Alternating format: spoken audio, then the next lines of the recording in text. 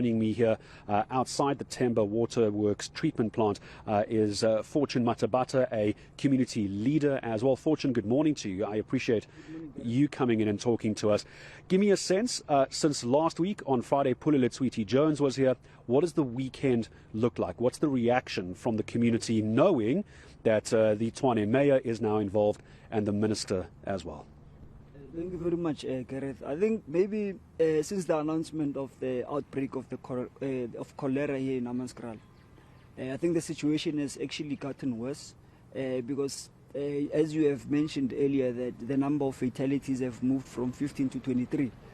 And also the city of Tshwane, I'm hearing you are mentioning the involvement of the mayor. The city of Tshwane has not disappointed with its uselessness. I mean, they have actually reduced the number of water trucks that were supplying water to the residents of Hammanskraal.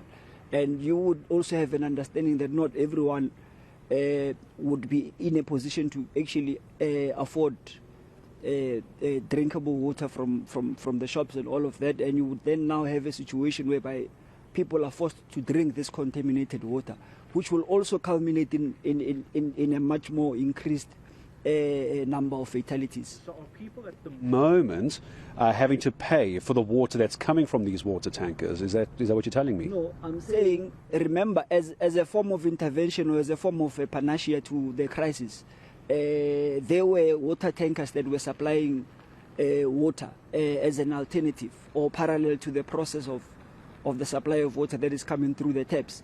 So now, the water tankers that were supplying water to the communities around in Hammanskraal have actually been reduced. Any idea why? Have you been told?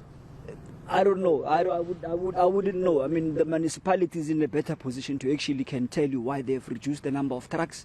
But I can confirm without any fear of contradiction that residents of Hammanskraal are continuing to consume this water. It's the privately owned water tankers as well, which I understand people are having to pay for. Are private water tankers still available? Right now we're looking at solutions. Are those still available? Look, from my understanding, the water tankers are actually service providers that were appointed by the city itself.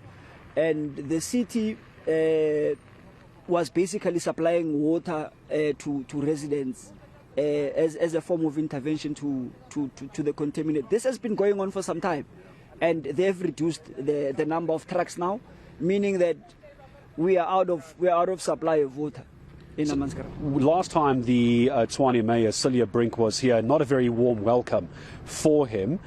Give me a sense of what the community is now demanding from the mayor and the Minister of Water and Sanitation as well, because we're hearing it's an awful amount of money, 250 billion rand to completely redo Rooiwal over the next 3 years. Fortune, we're hearing 150 million rand to maybe try and get Rooiwal up and running. Is that good enough for you? Look, on the issue of him getting a hostile reception in Hammanskraal, I think it is obvious because there's also a loss of life, and obviously emotions are still very high, and it was very insensitive of him to come here at a very early stage while people are still mourning the loss of their loved ones and their neighbors.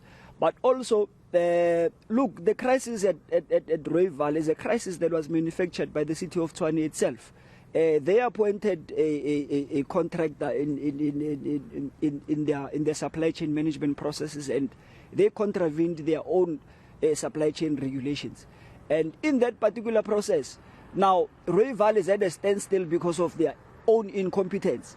But also, you would have a situation whereby now the residents of Hammanskraal are suffering as a result of the incompetence of the city of Tshwane. So therefore, we are calling for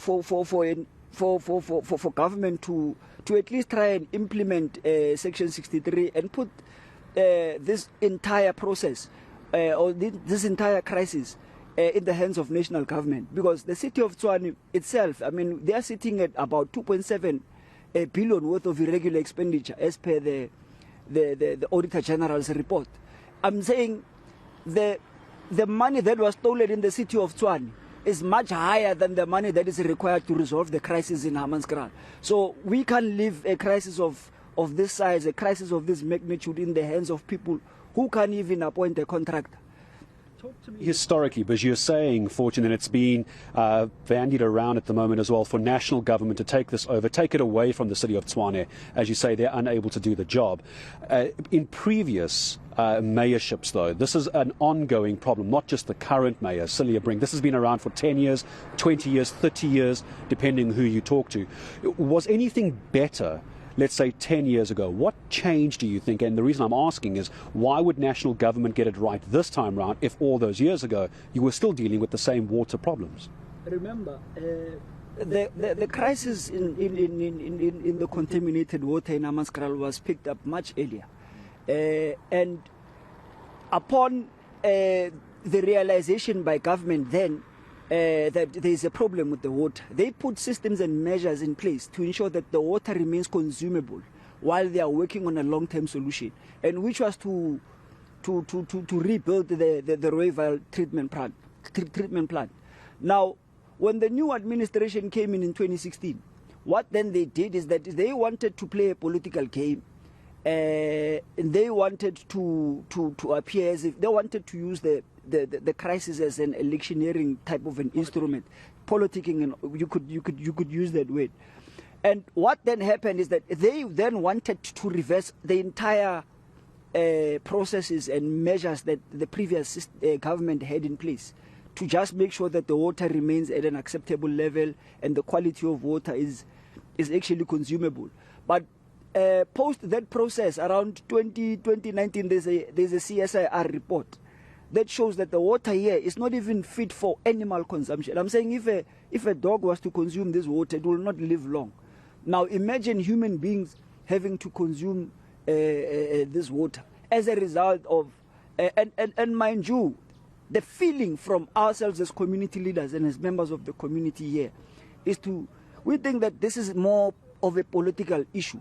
Because had this crisis been in a more affluent area, we wouldn't be sitting with this crisis. We wouldn't, if this was in Silver Lakes, if this was in Montana, if this was in Centurion, we wouldn't be sitting with 23 people who have died. The intervention would have been much more swift. So what we are sensing here is that the government of the city of Tshwane is trying to deepen contradictions in communities by not delivering services in areas where they know that their political party is not governing. Do you get a sense that the city of Tshwane and or national government, provincial government, doesn't care about the city, about the area of Hammanskraal? And do you get a sense they don't care that people are dying? Remember, the immediate responsibility of providing basic services lies with the local sphere of government. In this particular case, city of Tshwane holds the incumbency of delivering water to the residents of Hammanskraal. And therefore, it has failed in delivering those services. And that is why we have taken steps as members of the community to approach and get legal advice. And we are going to also fight these things in beyond the courtrooms. And you would also get a sense that, I'm sure if you have arrived here, you've sensed that there's a bit of hostility. I want to ask you about that very quickly. Could we see more protests on the road? Could this scale up very quickly? Look, we are looking for much more responsible ways of responding to the crisis, but there is a desire from the side of the community to rise up. But we have advised that it won't be wise for us to ban our own infrastructure and add on to the crisis that is already existing. But you will definitely hear from us, and if there's going to be any form of protest, we are definitely going to be taking it to the personal residences of all these government officials who are failing the people of Hammanskraal.